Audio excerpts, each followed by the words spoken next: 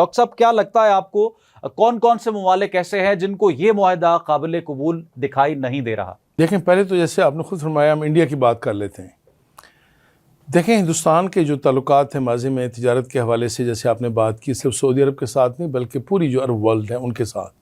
आपने देखा उनका किस तरह से इस्तकबाल होता था मोदी का, और उनको सोने के हार पहनाए जाते थे, और फिर बात होती थी कि जी एक टेंपल बनाया जाएगा। और आप देखिएगा पूरे मिडल ईस्ट पे इस माहिदे के असरात होंगे। इंडिया जो पार्टनर रहा है सऊदी अरब का तिजारत के हवाले से, उनको सबसे बड़ा ये पैगाम गया है कि इंडिया ने जो 6 मई को हरकत की थी पाकिस्तान के ख़िलाफ़, पाकिस्तान ने तन तनहा उसका मुकाबला किया और उसमें उसको शिकस्त दी है। अब तो सऊदी अरब अपने वसाइल के साथ पाकिस्तान के शाना बशाना खड़ा होगा। और सऊदी अरब को आप अकेला ना समझे।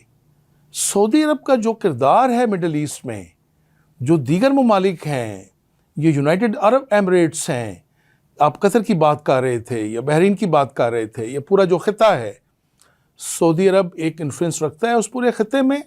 सऊदी अरब का आपके साथ आके खड़े होने का मतलब ये है कि जो अरब वर्ल्ड है अब वो आपके साथ आके खड़ी है। और हिंदुस्तान आपको अपना दुश्मन समझता है, वो तो अभी आपके सामने जो कार्रवाई कर चुका है, और अभी भी वो अपने अज़ाइम जो हैं वो बुरे अज़ाइम रखता है। आए दिन आप उनके लीडर्स के बयान सुनते रहते हैं। तो जनाब, इसको आप थोड़ी तकलीफ़ ना कहें जो आपने फरमाया है। सबसे ज़्यादा बड़ी तकलीफ़ पहुंची है उनको, और वो कहाँ चाहेंगे कि उनका नेबर पाकिस्तान, उसके साथ पूरी दुनिया खड़ी हो और दुनिया के ये ताकतवर ममालिक खड़े हों। तो हिंदुस्तान की जो मैं कहूँगा कि जिसको आप सिफारतकारी में अगर कोई सबसे बड़ा फेलियर कह लें, और पाकिस्तान की जो सिफारतकारी खुसूसन 10 मई के बाद एक जो डिप्लोमेसी हमने इख्तियार की है, जो एक मतवाजन पॉलिसी हमने इख्तियार की है, इस माहिदे ने साबित किया है कि पाकिस्तान की खारजा पॉलिसी इस वक्त अपनी तारीख के बेहतरीन मोड़ पे है।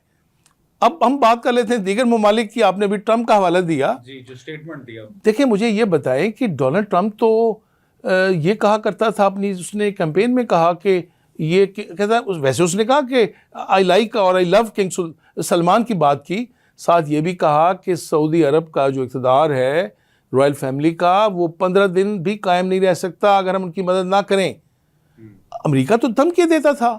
ओबामा ने तो अपनी कैंपेन में यहाँ तक कहा था, जो प्रेसिडेंट बराक हुसैन ओबामा, कि जी अगर मुझे नौज़बिल्ला मेरे तो मुंह से नहीं निकलते अल्फाज कि उन मुकद्दस शहरों के नाम लिए कि वो अगर उसको वहाँ पे मिसाइल बरसाने पड़े तो बरसाएगा।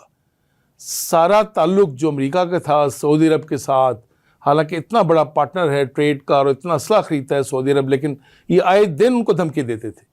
जनाब, आप एक न्यूक्लियर पावर के तौर पे सऊदीया के साथ खड़े हो गए हैं, तो आपका क्या ख्याल है कि जो ट्रंप की ब्लैकमेलिंग थी आपने निकाल नहीं दिया रॉयल फैमिली को और सऊदी अरब को उस ब्लैकमेलिंग से? सबसे ज़्यादा तकलीफ पहुंची है अमरीकी सदर को भी।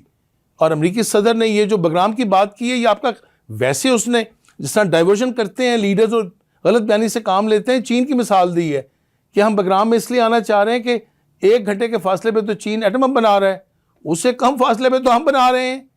इससे आप अंदाज़ा लगा लें कि इतनी बड़ी आलमी ताकत को भी फिक्रमंदी लाहक हो गई है कि ये मिडल ईस्ट में जो कभी रोल एक बैलेंसर का और एक सोल आर्बिटर का कह ले अमेरिका का था, पाकिस्तान उसमें पार्टनर बनने जा रहा है। ये गैर मामूली बात है। अभी इजराइल तक नहीं आया कि उनको कहाँ कहाँ और कैसे कैसे तकलीफ पहुंची है कि आए दिन 4 माह के अरसे में इजराइल ने 7 इस्लामी ममालिक पर हमला किया। भाई, ये ममालिक सिर्फ इसलिए रह गए हैं कि इनको जब चाहे इन पे आप चढ़ दौड़ें और जब चाहे इन पे आप बम मार दें और मिसाइल बरसा दें। पोलैंड पे तो सिर्फ अभी 19 ड्रोन गिरे भी नहीं थे।